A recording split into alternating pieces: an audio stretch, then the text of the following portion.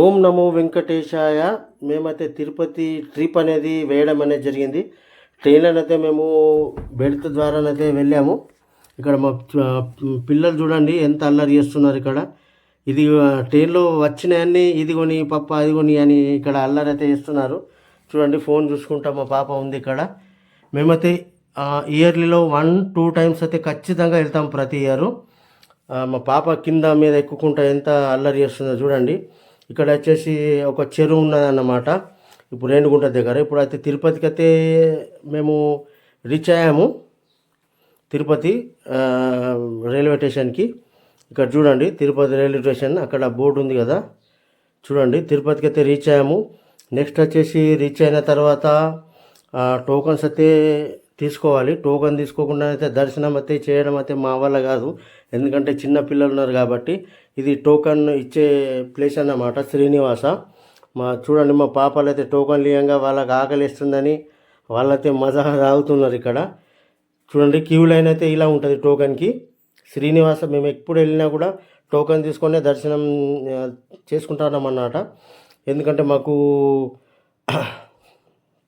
Token తొందరగా దొరకాలని queue లైన్లో ఉంటుంది. చూడండి ఇప్పుడైతే టోకన్స్ అయితే దొరికేసింది. ఇప్పుడైతే పైన తిరుమలకైతే వెళ్తున్నాం వెహికల్లో. చూడండి ఇక్కడ ఏడుకొండలు వచ్చేసి ఇప్పుడు అలిపిరి దగ్గరనైతే మేము వచ్చేసాము. ఇక్కడ మొత్తం వెహికల్స్ అన్నీ చెక్అవుట్ అవుతాయి అన్నమాట. బ్యాగులు గీగులు అన్నీ ప్రతి ఒక్కటి చెక్అవుట్ చేస్తారు. చూడండి అక్కడ ఇది ఏడుకొండలు. అక్కడ చూడండి టెంపుల్ది ఉన్నదన్నమాట. రాత్రి కానీ చూస్తే అక్కడ మొత్తం లైటింగ్ ఉంటుంది. ఇప్పుడైతే మేమైతే డేలోనైతే వెళ్ళడం అనేది జరిగింది టోకన్ తీసుకొని. డే అంటే మాకు సాయంత్రం అయితే 5-6 అయింది మేము వెళ్ళాలంటే అక్కడికి. చెక్అవుట్ చేసే దగ్గర కూడా ఇక్కడ నేను వీడియో తీయడం అనేది జరిగింది. చూడండి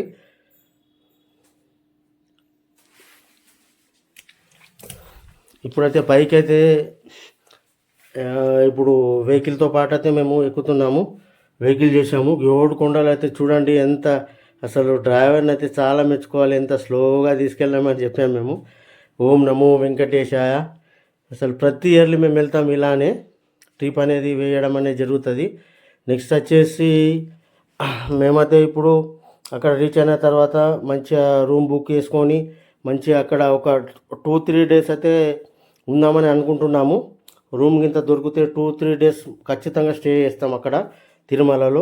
అక్కడ చాలా ప్రశాంతంగా ఉంటుందన్నమాట. ఎప్పుడు వెళ్ళినా కూడా మేము అంటే 2-3 డేస్ అయితే అక్కడ స్టే చేస్తాము. ఇక్కడ చూడండి తిరుపతి వచ్చేసి ఎంత బాగా ఉందో చూడండి. ఎంత పెద్ద కొండ పైన నుంచి నేను వీడియో తీయడం అనేది జరిగింది. ఎంత పీస్ఫుల్గా ఉంది ఇక్కడ వెదర్. చూడండి ఇప్పుడు ఫ్రంట్ అయితే ఇక్కడ చూడండి అది వచ్చేసి ఆ కొండ వచ్చేసి శ్రీవారి పేస్ లాగా ఉంది కదా, చూసారా? చూడండి ఇక్కడ లైట్ వచ్చేసి రాత్రి పూట తీసిందన్నమాట. అది రాత్రి అంటే అప్పుడు మేము 7 అన్నాం కదా, 7కి అయితే రీచ్ అయ్యాము. ఆల్రెడీ ఇక్కడైతే రావడం అనేది చూడండి ఇక్కడ ఎంత లైటింగ్ రాత్రి అయింది మాకు రావడానికి అయితే. ఇప్పుడైతే మేము సిఆర్ఓ ఆఫీస్ దగ్గరికి అయితే వెళ్ళి అక్కడ ఫ్రెష్ అప్ అయ్యి రూమ్ కోసం అయితే క్యూ లైన్లో నిలవడం అనేది జరుగుతుంది. ఖచ్చితంగా ఎవరు వచ్చినా టోకన్ తీసుకొని మాత్రం దర్శనం చేసుకోండి, చాలా తొందరగా అవుతుంది దర్శనం.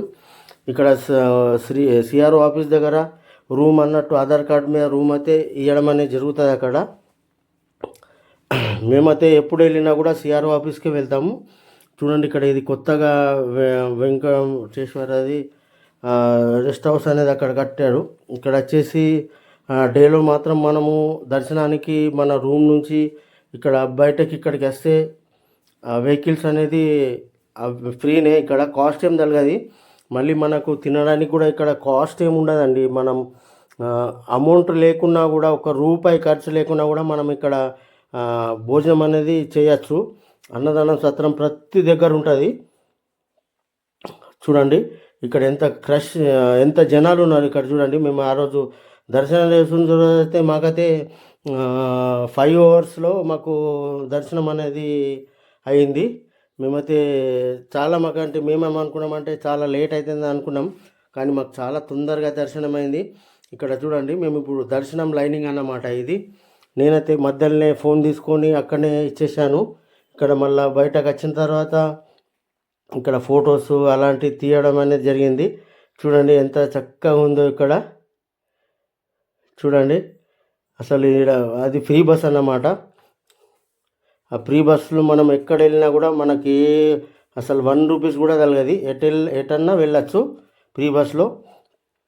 ఇక్కడ క్యూ లైన్ అన్నమాట అది. ఇక్కడ చూడండి అది వెంగమాంబ అన్నప్రసాదం. ఇక్కడికి కూడా మేము వచ్చేసి మ్యాక్సిమం అక్కడ 2-3 డేస్ స్టే చేసి మళ్ళీ అక్కడనే మేము భోజనం అనేది చేసాము. ఎంత పవిత్రంగా ఉందంటే భోజనం చాలా చక్కగా, అంటే అంత టేస్ట్ అసలు నేను ఎక్కడ చూడలే. మళ్ళీ ఎంత జనాలు అంటే అక్కడ అంత జనాలకు కూడా అక్కడ కూర్చొని అడ్డించడం అంటే మామూలు విషయం కాదు. అయితే నేనైతే అసలు బాగా ఇదైపోయాను. అంత మంచి భోజనం ఉంటుంది మాకు. అసలు అయితే మేమైతే ఒక్క రూపాయి కూడా ఏ హోటల్లో మాత్రం భోజనం చేయలేదు. ఎందుకంటే అక్కడనే మేము అన్నం తిన్నాం. ఇక్కడ వచ్చేసి దర్శనం అయిన తర్వాత బయటకు వచ్చేసినాం మేము. చూడండి ఎంత బాగుందో పైన నుంచి కూడా ఇక్కడ. ఎందుకంటే చాలా ఆ రోజైతే వర్షం ఏం లేకుండా కాబట్టి చాలా మాకు మంచిగా ఉంది. చూడండి భక్తులు అయితే ఎలా ఉన్నారో, చాలా భక్తులు అసలు 365 డేస్ కూడా ఇలానే భక్తులు ఉంటారన్నమాట అక్కడ. మనం అసలు ఎప్పుడు వెళ్ళినా కూడా అసలు స్కూల్ హాలిడేస్ లేకున్నా కూడా భక్తులు అయితే చాలా ఉంటారు అక్కడ. ఎందుకంటే ప్రపంచంలోనే కలియుగ దైవం అంటే శ్రీనివాసుడే, అదే బాలాజీ వెంకటేశ్వర స్వామి. ఆ శ్రీవారిని మనం దర్శించుకోవాలంటే మనం వెళ్దామన్నది కాదు, అతడు పిలవాలి, మనం వెళ్ళాలి. అతని అనుగ్రహం లేనిది మనం వెళ్ళలేము. ఇక్కడ చూడండి ఈ చెట్టు అయితే ఎన్నో సంవత్సరాల క్రితమైంది అట. ఈ చెట్టు వచ్చేసి ఎన్నో సంవత్సరాలు, చూడండి ఎంత చక్కగా ఉందో, పెద్దగా, చాలా అంటే చాలా పెద్దగా ఉంది ఆ చెట్టుని. ఇంతవరకు కూడా అది ఎన్నో సంవత్సరాల క్రితం ఉన్న రాగి చెట్టు అంట అది. ఎంత బాగుందో చూడు. ఓం నమో వెంకటేష్.